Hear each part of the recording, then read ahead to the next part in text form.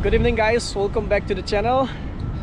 Ako is kaino ta la Dubai Marina da kaino tau doi ne cruise dining tau lai ne Tony Van ni si ko si Marina gi view si lai da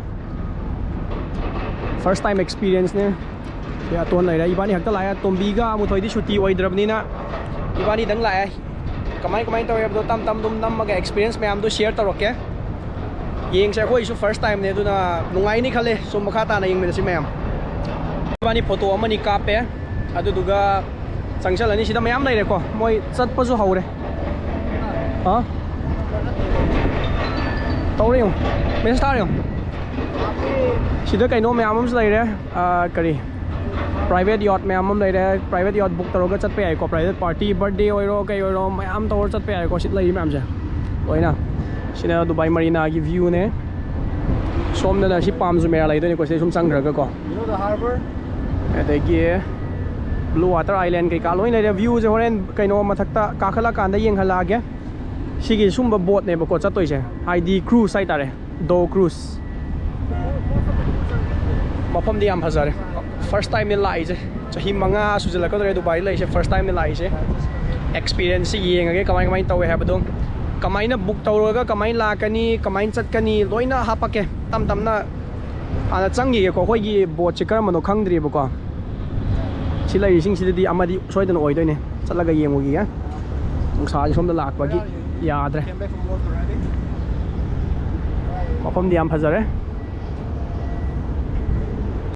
weather di am nungai ngasi je sila ibu myam je private yacht ke ka loi lai sida book tawra chat pai ko ya paisai wa hak tangai loi lai re enjoy tau ge ha de ko lai myam sine akhoi gi se Dorby cruise ai ba ko Dorby ji karam mano yenga ge sida lai re Serenity ge myam lai sida lai myam sida gi amadi soi ngora mani next gate tani hai yeng rasi atoni bani dang lai je tau atoni bani dang lai je tu na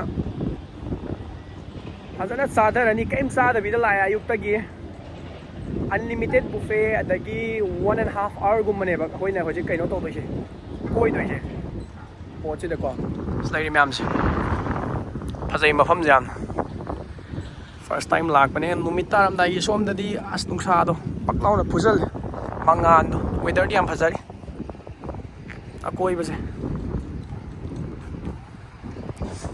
yam phajare mafam se koi gate phau chat lu re smam myam na ado pung taruk makhai dagi haune ai koi gi boarding tau se tung sa je maning lai me na yadre mam swai han tau phom mudi lai swai nga tang pham ga ngai ba ma natraga na swali pung yam wali me na ngai ba roi cha na ngai yeng su law so first get to box chat la ga yeng urs moi je kan na sem sa ri ko a setup tau na loi na lai ne karam mo di hang dia ma di oi ra mani swai dagi sa na ngai thak na yeng gi ayu gi hawrak pare kaim sa rak tri du na ya da sam la me bagi ji thau gara nungsi khar sila mane ung to khre ne ung kin la di ngam oi sa ba da ko ai ni ngai lai tana sai bo ji kan sa na ngam ta thiru gi ga tu di view ji yeng ba da wakhal je pura full motivation mode tani hojik lai ri je mafam ni am phajare lai ri ba yacht myam so na private ma la ha faza mo zo lai ri black ama full black tam lai ne si lai ri myam si yacht myam nung sa je kaino chang dre min na ko phasan u dre ba nung sa mangal ji na fazare sida kaino GoPro ni phajana zoom tawbudi yaroi phiran nappi se phiran theli se yacht mathakta UAE gi flag pudi ne ado UAE flag na taba atopa nappi jing je maitai masana ga kaino to ba mapu oi ba yacht oi radi kanglei pak phiral dum thetharaga samudra mayai sida kaptharadi azaro ne se blue ga black nan to tin ngai ne weather ji ga mafam je phajai ꯃꯣꯏꯁꯤ ꯈꯥꯝꯕ ꯁꯨꯝꯕ ꯊꯤꯔꯝꯒꯅꯤ ꯆꯍꯤ ꯊꯤꯔꯝꯒꯅꯤ ꯁꯤ ꯂꯩꯔꯤ ꯃꯌꯥꯝꯁꯦ ꯄꯨꯔꯥ ꯃꯣꯏꯁꯦ 100,000 200,000 ꯒꯨꯝꯕ ꯊꯤꯔꯝꯅꯤ ꯃꯣꯏꯗꯤ ꯍꯥꯏꯕ ꯃꯐꯝꯁꯦ ꯁꯨꯝꯕ ꯄ꯭ꯔꯥꯏꯚꯦꯠ ꯑꯃ ꯋꯥꯏꯊꯔꯦꯗꯅꯀꯣ ꯅꯠꯇꯦ ꯄꯩꯁꯥ ꯂꯩꯔꯒꯗꯤ ꯋꯥꯔꯤꯁꯦ ꯃꯃꯥꯡꯒꯤꯁꯤꯗ ꯁꯟꯕꯦꯠꯁꯤꯗꯅꯦꯀꯣ ꯂꯣꯡꯅ ꯍꯤꯞꯄꯒ ꯅꯨꯡꯁꯥꯁꯤ ꯌꯥꯏꯔꯀꯣ ꯁꯃꯨꯗ꯭ꯔ ꯃꯌꯥꯏꯁꯤꯗ ꯃꯃꯥꯡꯒꯤ ꯁꯤꯠꯁꯦ ꯍꯥꯡꯗꯣꯛꯀꯥꯟ ꯖꯀꯨꯖꯤ ꯌꯥꯎꯅꯤ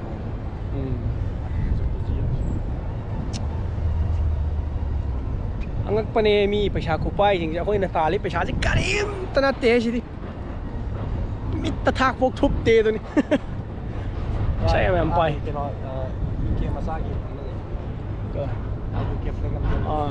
ꯁꯤꯗꯩꯗꯤ ꯀꯩꯅꯣ ꯎꯔꯣꯏ ꯁꯤꯗ ꯑꯃ ꯂꯩꯌꯦꯕꯀꯣ UK ꯐ꯭ꯂꯦꯛꯀ ꯊꯦꯠꯂꯤꯁꯤ ꯁꯤ UK ꯃꯆꯥꯅ ꯑꯣꯟ ꯇꯧꯕ ꯌꯥꯝ ꯂꯩ ꯏꯟꯗꯤꯌꯥ ꯐ꯭ꯂꯦꯛ ꯊꯦꯠꯄꯗꯤ ꯎꯗꯦꯀꯣ ꯏꯟꯗꯤꯌꯥ ꯃꯆꯥ ꯁꯨꯝꯕꯗ ꯀꯩꯅꯣ ꯇꯧꯗꯕꯗꯤ ꯃꯥꯜꯂꯦ ꯈꯪꯗꯦ ꯏꯟꯗꯤꯌꯥ ꯐ꯭ꯂꯦꯛ ꯊꯦꯠꯄ ꯅꯠꯇꯦꯅꯦ ꯃꯅꯤꯄꯨꯔ ꯐ꯭ꯂꯦꯛꯁꯤꯃ ꯁꯨꯝꯕꯗ ꯊꯦꯠꯂꯒ ꯆꯠꯊꯔꯗꯤ ꯌꯦꯡꯉꯨꯅ ꯑꯗꯨ ꯀꯩꯅꯣ ꯇꯧꯕꯗꯤ ꯌꯥꯏꯌꯦ ꯑꯩꯈꯣꯏ ꯃꯤ 5-6 ꯁꯨꯝ ꯕꯔꯊꯗꯦ ꯄꯥꯔꯇꯤꯒꯤ ꯇꯥꯏꯞꯇ ꯕꯨꯛ ꯇꯧꯕꯗꯣ ꯑꯗꯨꯃꯥꯏꯅ ꯇꯧꯕꯗꯀꯣ ꯌꯥꯔꯠ ꯃꯃꯥꯡꯗ ꯃꯅꯤꯄꯨꯔ ꯐ꯭ꯂꯦꯛ ꯑꯆꯧꯕ ꯄꯥꯏꯔ ꯇꯧꯕ ꯌꯥꯏ ꯑꯗꯨ ꯇꯧꯕ ꯌꯥꯏ ꯇꯧꯔꯛꯀꯦ ꯁꯣꯏꯗꯅ ꯇꯧꯔꯛꯀꯦ ꯂꯩꯔꯤ ꯚ꯭ꯌꯨ ꯃꯌꯥꯝꯁꯦ ꯌꯦꯡꯉꯨꯅ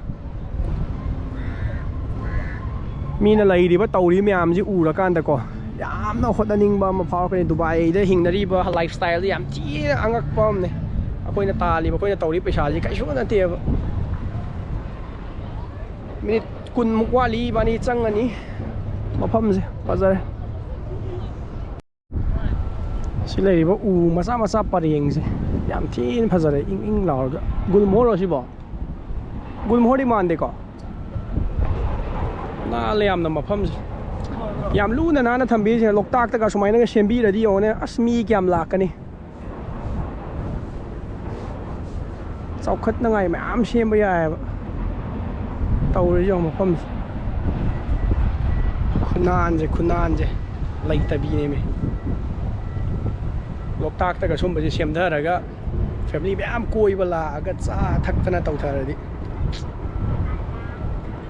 ꯐꯖꯔꯤ ꯄꯣꯠꯅꯤ ꯂꯣꯛꯇꯥꯛꯀꯥꯁꯤ ꯅꯠꯇ꯭ꯔꯣ ꯃꯌꯥꯝ ꯁꯦꯝꯕ ꯌꯥꯔꯤ ꯄꯣꯠꯅꯤ ꯍꯥꯏꯕ ꯁꯤꯗ ꯍꯦꯟꯅ ꯐꯖꯔꯤꯃꯤ ꯁꯤ ꯀꯔꯤꯝ ꯂꯩ ꯄꯣꯟꯇꯦ ꯁꯤꯗꯤ ꯏꯁꯤꯡ ꯈꯛꯇꯅꯤ ꯁꯤꯗ ꯀꯔꯤꯝ ꯂꯩ ꯄꯣꯟꯇꯦ ꯐꯨꯝꯗꯤ ꯍꯥꯏꯕ ꯑꯃ ꯂꯩ ꯄꯣꯟꯇꯦ ꯊꯝꯕꯥꯜ ꯍꯥꯏꯕ ꯑꯃ ꯍꯧ ꯄꯣꯟꯇꯦ ꯑꯁ ꯌꯥꯝ ꯊꯤꯅ ꯐꯖꯩ ꯍꯥꯏꯕ ꯂꯣꯛꯇꯥꯛꯀꯥꯁꯤ ꯌꯦꯡꯉꯣꯅꯦ ꯍꯌꯦꯡ ꯌꯨꯝ ꯊꯣꯛꯑꯀꯥꯟꯗ ꯍꯤ ꯍꯣꯟꯕ ꯆꯧꯁꯦꯕ ꯍꯤ ꯍꯣꯜꯂꯒ ꯀꯩꯅꯣ ꯆꯠꯄꯗꯣ ꯊꯝꯕꯥꯜꯒ ꯍꯦꯛꯄꯗꯣ ꯐꯖꯕꯅꯦ ꯃꯐꯝꯗ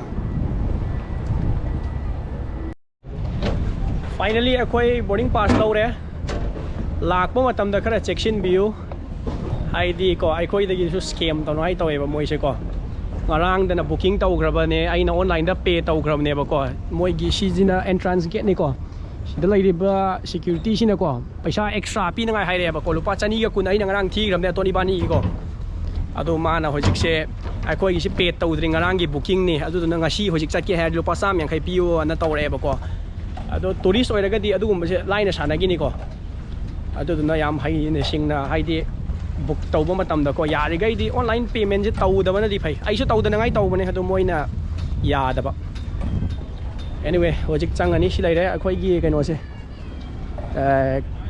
ꯕꯣꯠꯁꯦ ꯑꯇꯣꯟ ꯏꯕꯥꯅꯤ ꯈꯛꯇꯅꯤ ꯌꯦꯡꯉꯁꯤ ꯀꯃꯥꯏꯅ ꯇꯧꯋꯦꯅ ꯍꯧꯖꯤꯛ ꯐꯥꯎꯒꯤꯗꯤ ꯃꯨꯠꯁꯤ ꯈꯤꯇꯪꯗꯤ ꯗꯥꯎꯟ ꯑꯣꯏꯔꯦ ꯌꯦꯡꯉꯁꯤ ꯁꯤ ꯂꯩꯔꯦ ꯑꯇꯣꯟ ꯏꯕꯥꯅꯤ ꯆꯪꯉꯛꯑꯦ ꯍꯧꯖꯤꯛ ꯀꯥꯈꯠꯂꯁꯤ ꯀꯃꯥꯏꯅ ꯇꯧꯋꯦ ꯍꯥꯏꯕꯗꯣꯀꯣ ꯑꯦꯛꯁꯄꯤꯔꯤꯌꯦꯟꯁꯁꯦ ꯌꯦꯡꯁꯦꯕ ꯑꯍꯥꯟꯕꯅꯤ ꯂꯥꯛꯏꯁꯦ ꯒꯦꯠꯇ ꯈꯤꯇꯪꯗꯤ ꯄ꯭ꯔꯣꯕ꯭ꯂꯦꯝꯗꯤ ꯂꯩꯈ꯭ꯔꯦ ꯑꯗꯨꯕꯨ ꯈꯪꯉꯦ ꯌꯦꯡꯉꯁꯤ ꯍꯥꯏꯕ ꯁꯤ ꯂꯩꯔꯦꯀꯣ ꯃꯣꯏꯒꯤ ꯃꯅꯨꯡꯒꯤ ꯚ꯭ꯌꯨꯁꯦ ꯁꯤꯅꯤ Everything's all good. ꯋꯥꯁꯔꯨꯝ ꯀꯩꯀꯥ ꯂꯣꯏ ꯌꯥꯎꯏꯀꯣ ꯍꯥ ꯁꯨꯃꯥꯏꯅ ꯕꯨꯛ ꯇꯧꯕ ꯍꯧꯅꯦ ꯃꯇꯨꯡꯗꯗꯤ ꯈꯪꯉꯦ ꯀꯩꯅꯣ ꯑꯦꯠꯂꯤꯁ ꯐꯥꯔꯁ ꯇꯥꯏꯝ ꯑꯣꯏꯕꯒꯤ ꯀꯩꯅꯣ ꯇꯧꯕ ꯋꯥꯅꯤ ꯀꯩꯅꯣ ꯌꯥꯝ ꯀꯟꯅ ꯆꯥꯎꯕꯗꯤ ꯅꯠꯇꯦ ꯌꯦꯡꯉꯁꯤ ꯉꯁꯤꯒꯤ ꯑꯍꯥꯟꯕ ꯀꯩꯅꯣ ꯂꯥꯛꯄꯁꯦ ꯀ꯭ꯔꯨꯖ ꯑꯦꯛꯁꯄꯤꯔꯤꯌꯦꯟꯁꯁꯦ ꯀꯔꯤ ꯐꯥꯎꯋꯦ ꯍꯥꯏꯔꯛꯑꯣ ꯏꯕꯥꯅꯤꯒꯤ ꯇꯦꯕꯜ ꯃꯆꯥ ꯑꯃ ꯂꯩꯔꯦ ꯁꯤꯗ ꯌꯦꯡꯉꯅꯤ ꯀꯃꯥꯏꯅ ꯇꯧꯒꯦꯅꯀꯣ ꯃꯤ ꯈꯔꯗꯤ ꯂꯥꯛꯅꯔꯦ ꯑꯌꯥꯝꯕꯅ ꯃꯌꯥꯡ ꯉꯥꯛꯇꯅꯦ ꯀꯩꯅꯣ ꯇꯧꯔꯤꯁꯤꯡꯁꯦ ꯌꯦꯡꯉꯁꯤ ꯈꯤꯇꯪꯗꯤ ꯁꯥꯎꯅꯤꯡꯈ꯭ꯔꯦ ꯒꯦꯠꯇ ꯈꯤꯇꯪ ꯄ꯭ꯔꯣꯕ꯭ꯂꯦꯝ ꯊꯣꯛꯑꯕꯅꯤꯅ ꯀꯥꯔꯦ ꯍꯧꯖꯤꯛꯀꯤ gatekeeper do na scam na wai to. Ma scam to ngai kadar sana lagi to. Lupa chani kun chani yang kai ti. But for you I'll take 150. Ai na ngarang lupa kai no pi gram to. Lupa sani ga kun pi gram ne. Nang ga to check to. Ai date to check ho le ba. Moi su lan de doi ta so ai na soi gi sina kai no hana kan da ai ni booking to ma ga ma na adu gi confirmation gi ro thara ko do ai di tu yeng le ba. Ibani conversation ji hayeng gi ne na haura kan da adu ga palang ka khre ba di man thara ko message to just sin ka to ga phana pa de po. Anyway, yeng asi kamai to na ko. Hoji po gi di view di phazare nong sit su yam na li sil ka nuai ra. Ado yeng asi bot chi di ai di satisfy oi de. Pura honest review ni ngasi to ko to si yeng asi. Mi yam sa le ko ayam man Chinese ka ta lai. Ako ju Chinese man man na rum khang de. May man min na ra ge. Sina kai no lai skydive Dubai ko. Yam tang skydive Dubai ja ai di ki ju ki skydiving je adu na tal le. Tawudri try ju taw ning de. Skydiving fun le. Nang taw ning skydiving. So ai loi pai ka to skydiving ni. Si area si ta pulap. Pai thada ra kan. Ayuk mung din da khak ta taw mane nung dang da kai di skydiving. Akhoi cruise is at pa hore finally. Sila mayam le hore ko cruise mayam ko. View di fazare Dubai Marina gi kaino mayam je building mayam. Marina skyline. Na la drum ba famja. Sina Marina dagi sina JBR somna na Blue Water Island nai re ko. Ma famja. Mi sa ba launa re. Ko jo changa no ni.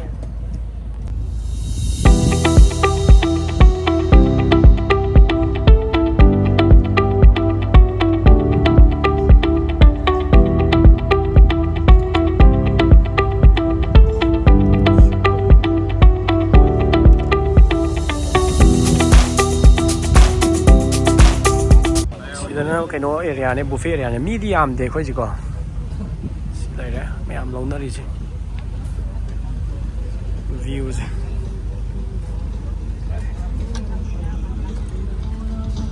han mayam gan samin nai je khoi ji agang di ba ni dang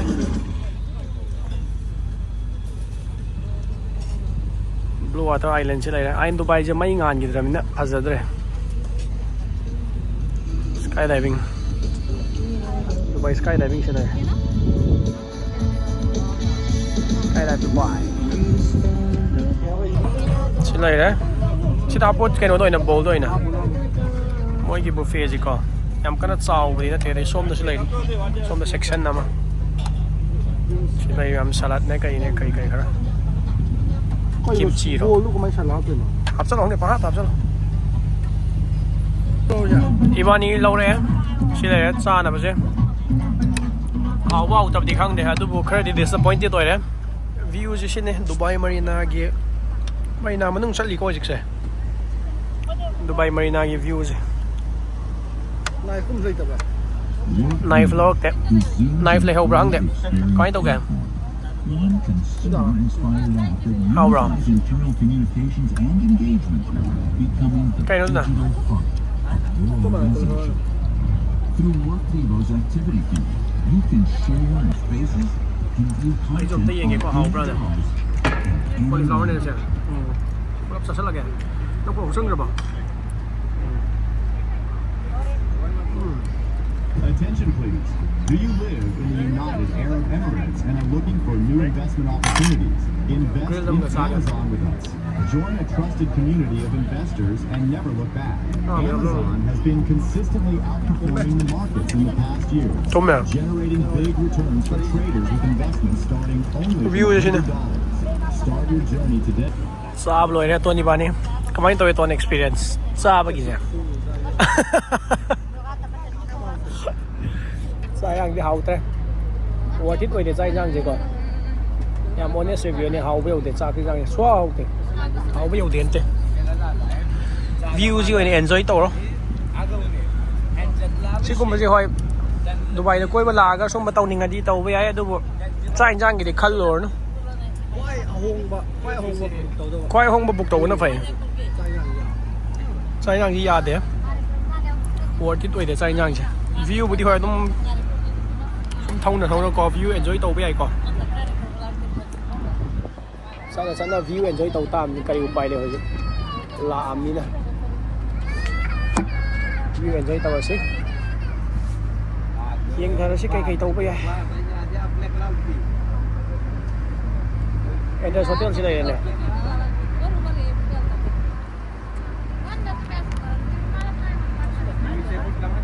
address hotel đâu đấy JBR này hojik lai ri se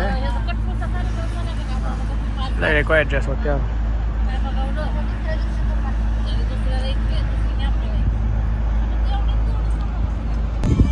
address hotel si lai re si na Blue Water Island si round nam lo ri lo chan dor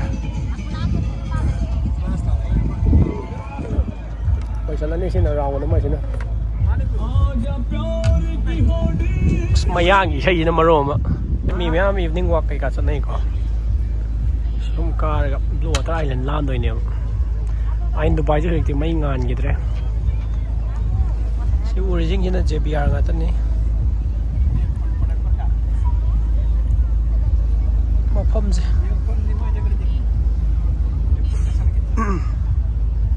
Mood down oy rin kasi diyan. Look ito doon eh. Naton lo impung ka lera mi photo nam na ri video am nam na ri view enjoy to bai di lak pe do bu cha ba gi do indi khal lo ya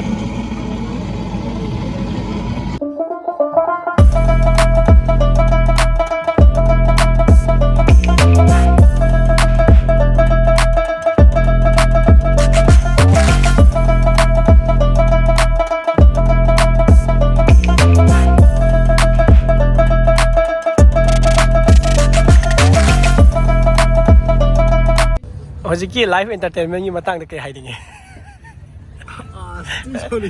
Tao mới được cái vào kia mà. Năm hôm Mà tiêm nè. Deal boleh tu? Aduh, bahan bang sung ya. Ain Dubai cái view si lai ra. Hojik ti mai ngan gitu re. Ai de si problem khar lai re ko. Adu na mai ngal le am phajab ne. Koi na tawri ba koi thamam pham si ne. Khoi gi club sin á loi ra si le hore khoi gi boat to ato di bali to le as loi kam to no ai tra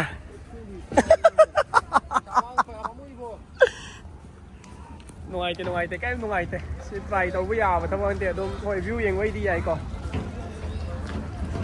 si le ba mi ho ji wa do doi sing ne ya dr Aku dia tu safe way le.